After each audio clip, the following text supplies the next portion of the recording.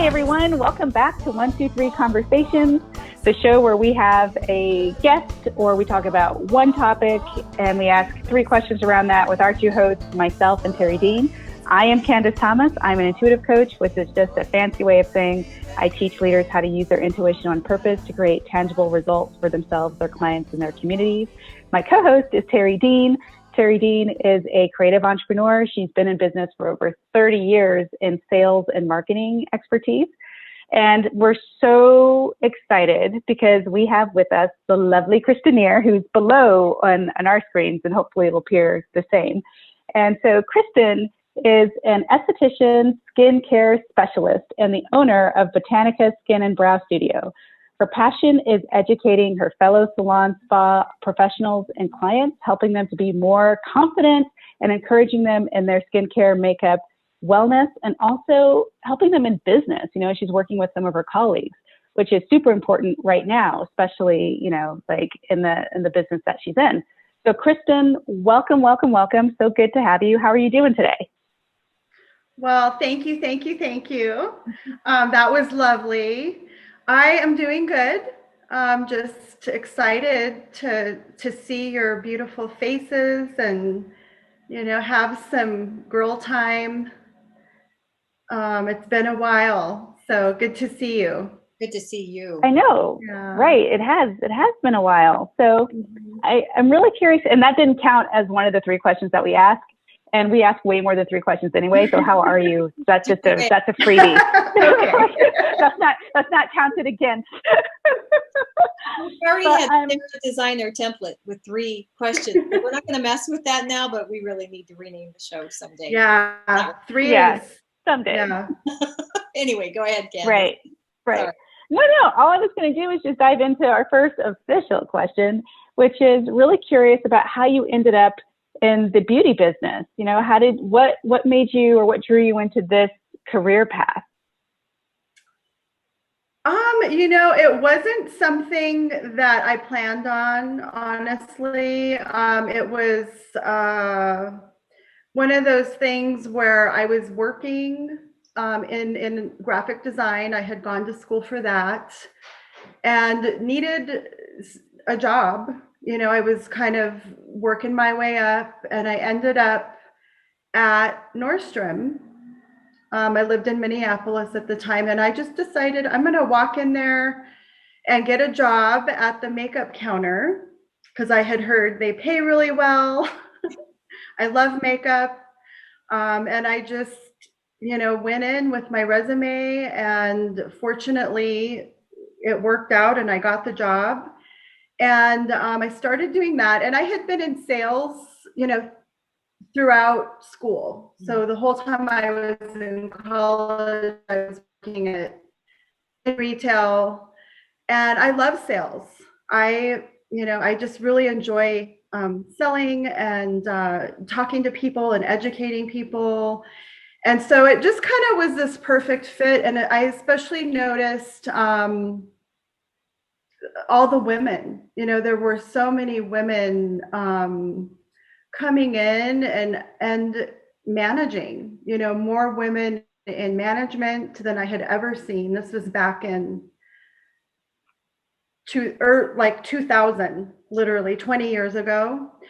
So, you know, I just fell in love with it and I decided I'm going to do this.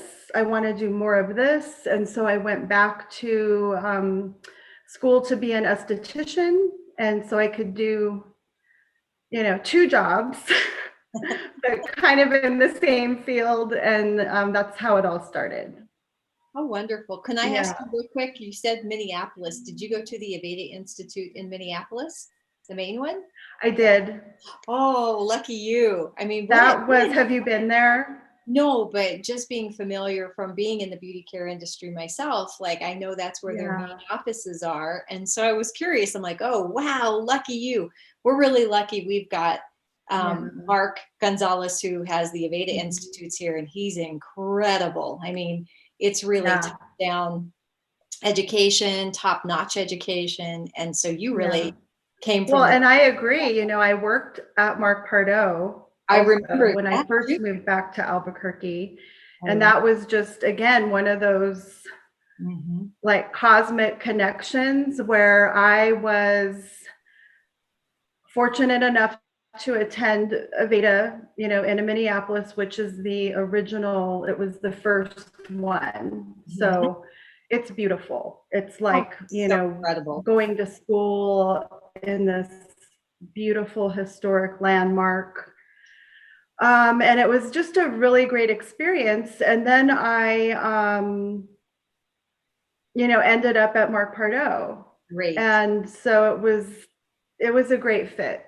Super. And I really enjoyed I had to digress. School and that job, you know, for a long time. Very cool. So what is Aveda for those who don't know? What is that?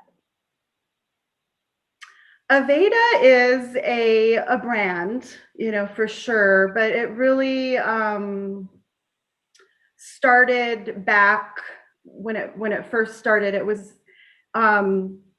it comes from Ayurveda. So the term Ayurvedic living, truly holistic lifestyle, that's where Aveda originated, and then it kind of grew from there. So the aromatherapy and the color and the whole Aveda lifestyle is kind of a spin-off from Ayurvedic living, which is even deeper. So, yeah. I'm fascinated by how, I'm fascinated by how you blended your joys, the thing that brought you happiness, where it's like, oh, let me just do this because job. And it's like, oh, wow, I love makeup. I love talking to women. I love seeing women empowered and in leadership. And then that led to creating a whole business from that. And I'm really curious about your journey. If you were set up and you were working at really great places, what made you take that risk into opening your own business? You know, I feel like I just didn't have a choice anymore. I think you outgrow usually what you're doing. And it really was just a natural progression. Because I was, you know, learning and growing, and then you get to a point where you're hungry for more. And so I needed to create something that was a better fit for me, because I was definitely, you know, getting older and kind of looking for other ways of treating my own skin outside of Aveda. And so I needed to be learning learning new things. And I was using, you know, all these products, and I just had to do it. You know, it was like one of those things where, you know, when you know. Get the tap. And I was ready because people, you know, when you're in this industry, you know, there's a lot of pressure. I mean, I see that even with younger women now, you know, it's like, well, when are you going to have your own place? When are you going to start your own business? You know, not everybody's ready, and some people never do. It's not something that's mandatory. It's not for everybody. But I do think when the fear was gone and I knew I could do it and I was ready, you know, I just moved forward with it. Then I started taking action instead of just talking about it and fantasizing about it. I actually started to move into that direction, and eventually, you know, went ahead and opened up Botanica. So. That's amazing. And I know that with all the pressures of beauty standards just in general, it's interesting because I think when people think of beauty, they think surface level or the word cosmetic, you know, it's just on the surface, it's not that deep. But I know from other estheticians that I've met before that that's not the case, that the work that you do, especially people in the beauty industry, can be very profound and affects so many people, especially women. Can you speak a little bit more about what is it like doing the work that you do? Yeah, I think it's definitely deeper in the sense of, your results. So in that sense, you have to get into, nutrition and lifestyle and all the things. It's not just about product. It's not just about what you're putting on your face and, covering things. And it's about what's coming through, right? So when you get into speaking with people about their lifestyle, then naturally you get into something deeper. And especially after years, some of my clients I have literally known for a very long time, over, 10, 15 years. And you've gone through a lot with them. But also people who are brand new who come in, there's just this connection that happens. And when people they're looking for something, and it might be they just want their brows to look better or, clear up their skin, but there's something deeper there that we're a part of. And it's just really, it's an honor to be able to connect with people at that, especially women, at this deeper inner level, because some little thing where they say, hey, I want to get a lash lift, or I want, I've never had my brows done. I'm going to make this appointment. I'm going to do this for me. And then being the person that they come in to see, I mean, that's an honor. It's just deeper than people think it is. And honestly, more than what I thought I was getting into. But I love it. It's what brought me here. And the other thing, that I think is kind of overlooked from maybe people in other industries that are not, in the cosmetology field, is not only are you one-on-one with people and helping them with transformation. And again, we can have all kinds of transformation on the surface level, but if we're not doing the work on the inside, whether it's weight loss or anything, it's like you've still got the same stuff going on inside. So real healing is body, mind, spirit, always. And you need to be in the care of someone who recognizes that. And instead of like, I'm just going to fix your brows and send you out the door, it's like, it can be a very emotional experience. And like you said, deep connections with your client. Yeah. The other part of it I'm thinking about is you're touching people, and it makes me think of, I was in the hair care industry for, 15, 17 years, and doing marketing and selling. And I would interact with stylists all day, every day. And I had a lady tell me a story one time. It was when I was repping for Nexus. I don't know if you guys, we still have Nexus, but it's old mass market now. But back in the olden days, it was a rep. I'd get in my car, I had my samples in the back, I'd do product knowledge classes, and I would, talk to the stylist. And part of my territory I had when I lived in Phoenix was Apache Junction, which was at that time mostly winter visitors. And I called it like my blue hair part of my territory. And I couldn't sell anything out there except for the Simply Silver shampoo, which was the toning shampoo. And it was usually just a back bar product because most of the ladies that would go see those stylists were only there once a week. And it was only in the winter where I really did business. In the summer, that place just died. And we got, every now and again, they'd throw like a skincare product at us to sell or something. And they whipped out these vibrating hairbrushes and they're like, go sell these. And I'm like, what am I supposed to do with a vibrating hairbrush? Okay, like this is just a little creepy, right? They're like, no, it's good for the scalp. It'll, move things around. And if the hair follicles are locked, then it will help, loosen some of that. And I was like, okay. So I told every account, I have these new vibrating hairbrushes. And I got to this one place that I would sell, this is laughing. I mean, literally, I would sell like 6 3-ounce tubes of humectress to that lady like twice a year. And she goes, you know what? I'll take one of those. I'm like, well, the minute. So, yeah, wait. No, there's really a point to this. So the lady bought, like, I don't remember, it was a dozen or something of these vibrating hairbrushes. She called me a week later and she goes, I need to reorder a dozen more. And I was like, what? She goes, how quick can you get them here? So for a dozen more vibrating hairbrushes. So the next time I saw her, like in the next, month or so, she was giving me reorders. I sold over 100 vibrating hairbrushes to this one little lady who did nothing but blue-haired ladies in the middle of Apache Junction nowhere. And this was 20 years ago, so it was like really desolate back then. And I went to go see her. I said, what in the heck?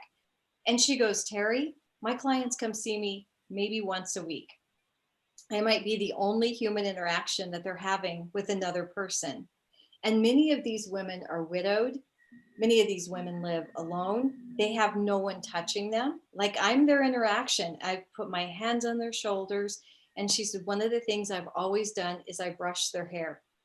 And I spend a lot of time brushing their hair. And she said, I've been putting the vibrating hairbrush on their little scalps. And they love it so much that they're buying. I mean, in a place where there was no retail really hardly ever being sold. She goes, people are buying them like crazy. And I was like, this is wild. But all these little old ladies were buying vibrating hairbrushes to take home so they could put it. She's like, I do their neck, I do their shoulders.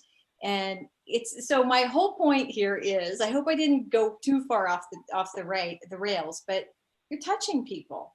And we don't think about it much, but human touch is really important. And it is a lot of facials, and you're doing that, Kristin. And I know you have. Yeah, it's very powerful. Yeah. And it goes both ways. It can be good, it can be bad. I mean, you really have to learn to kind of manage your energy. And control the room, control your space, because it can get crazy, it can get negative. But on that note, one of the things I do talk about a lot with my clients and my staff is, we have to be able to nurture ourselves, right? So we can't pay for that forever. There's a point where, yes, you can come in every month, you have your facial, but you need to be able to take some things home, vibrating hairbrush, or like some bath salts, essential oils, and nurture yourself.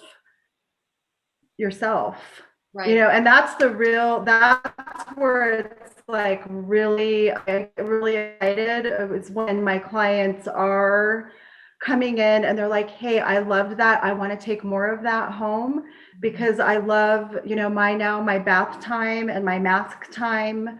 It's really important to me. Right. Quick question too.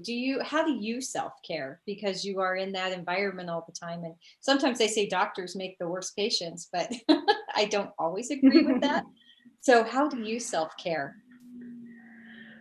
I've always been a spa girl. And so, this is really, it's the perfect job for me. I mean, I love the spa. And I do practice what I preach. I get my facials. I have another esthetician who works for me, and so we trade. But I love to, go and to all the beautiful spas in New Mexico. I'm going up to Ojo Caliente for my birthday next month. Nice. And then just the little things too, walking, just getting outside,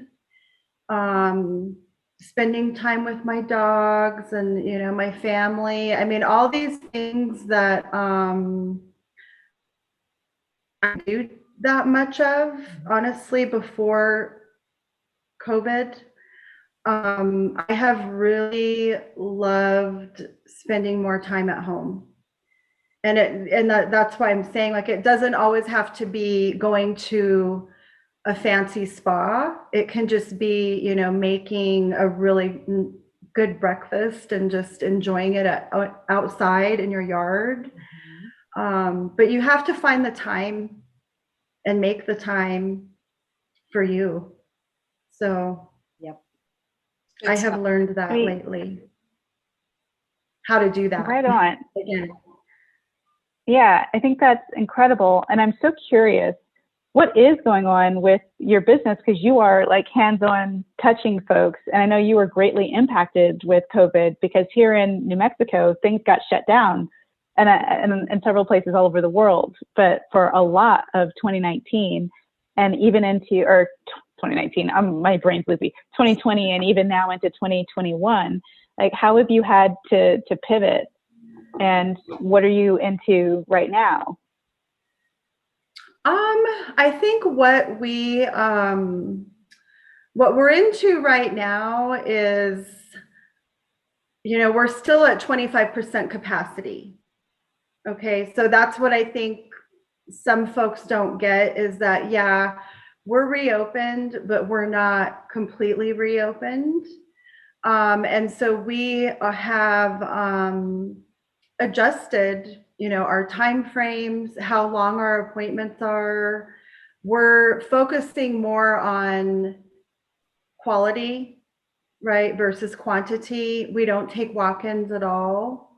So the whole business model, as far as, you know, especially some other, you know, places that were taking a lot of walk-ins, and they were just, in beauty, you know, your business model is based on productivity. How many people are you seeing per day?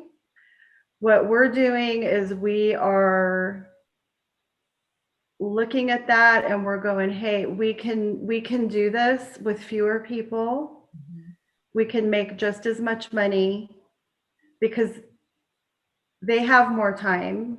We have more time. It doesn't feel as rushed. We're, you know, so that part's going really well. We're definitely in the habit now of just all of the things that we need to do to keep people safe and keep things clean and sanitized. That's all just kind of become normal in a sense. There are things I love that we'll probably keep doing. There are things I can't wait to get rid of. But when we first opened, it was really stressful. You know, I mean, I was just like kind of a nervous wreck, and I couldn't breathe and I couldn't see because I wasn't used to the mask, and we wear face shields also over our masks when we do facials, because, you know, our clients are demasking.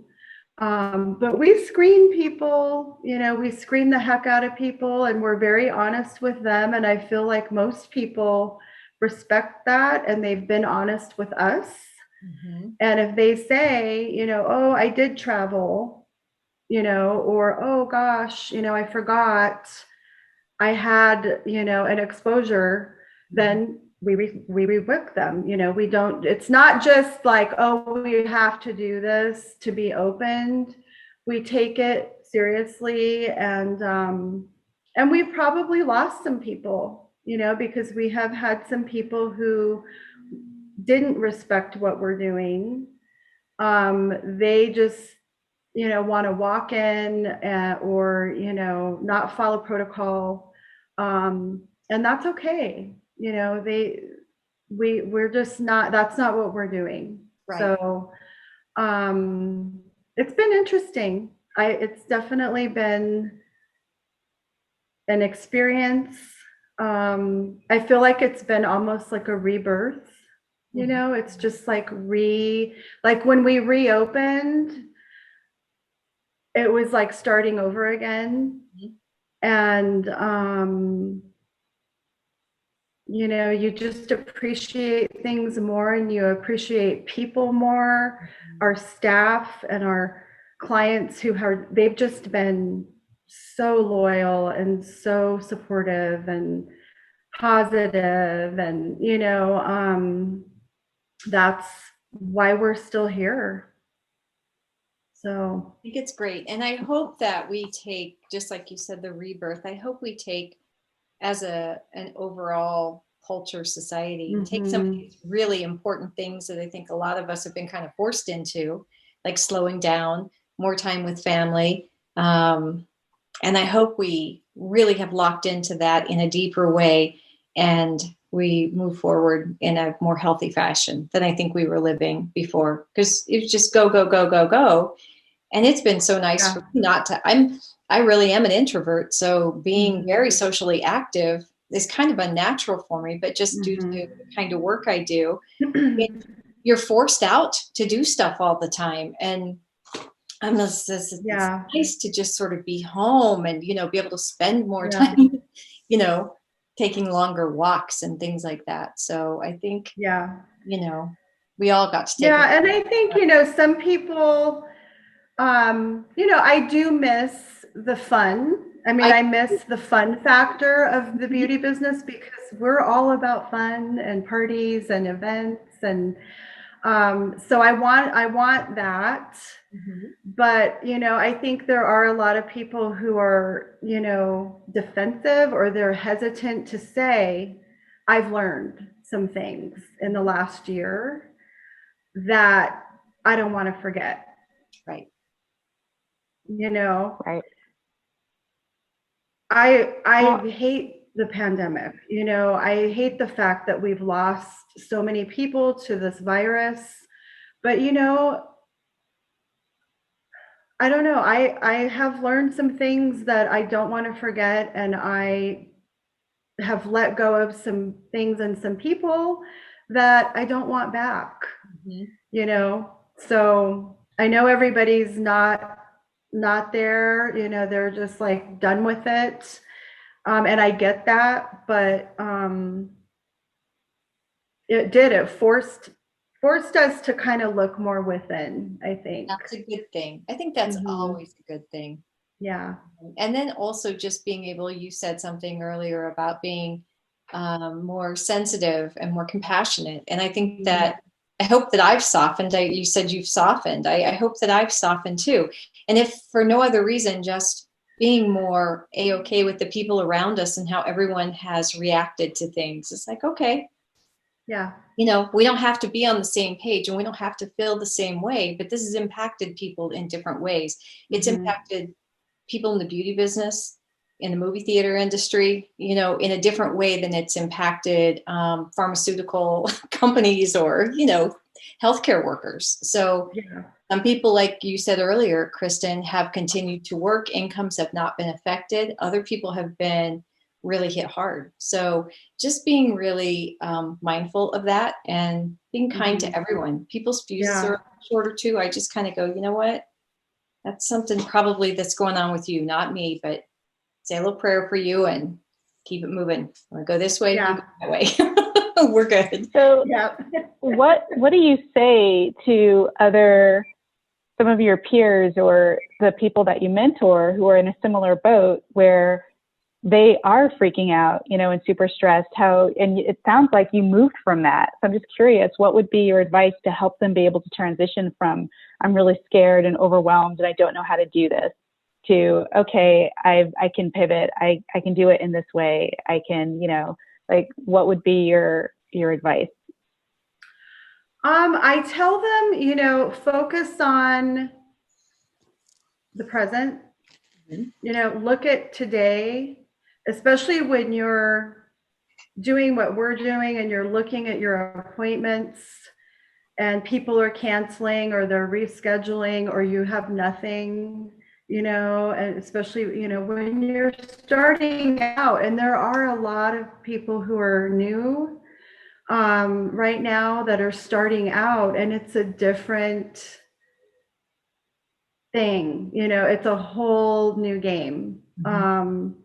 And so looking at today and making the most of what you have. If you have 2 clients, call them up, offer them a free little focused facial or an add-on, or, and being mindful of, people's budgets and also their time. Not everybody has all day, but some people do. A lot of people have some time right now. And so if we're having a slow day and somebody comes in, and I offer them, a facial, they might take me up on it, but I always ask, what's your day like? Do you have time for this? Because I do. And I would love to, give you something more than what you came in for, So, I just say focus on the present. Try not to get too much in your head about a week from now, a month from now. And that's a challenge for me, because I am a planner and I do like to see progress and I like to see a plan. But, there's only so much you can do over there. And then you have to kind of come back to today and, be in the moment. And that might be, hey, call it a day. If you're just like having a really tough day and maybe you don't need to be there, right, or you shouldn't be there, then, give yourself that time to just do something else. Because sometimes when you push too hard, you can lose customers, or you can, it's just self-inflicting, because, you're just kind of tearing yourself down. So, yep, I think those are education, fill your calendar. I mean, your work time, your workspace, block time for the education. If there's a workshop you really want to be part of online, make it happen, for you. And it also keeps you productive and engaged. And maybe you're going to make a connection there that might end up being somebody coming in. But,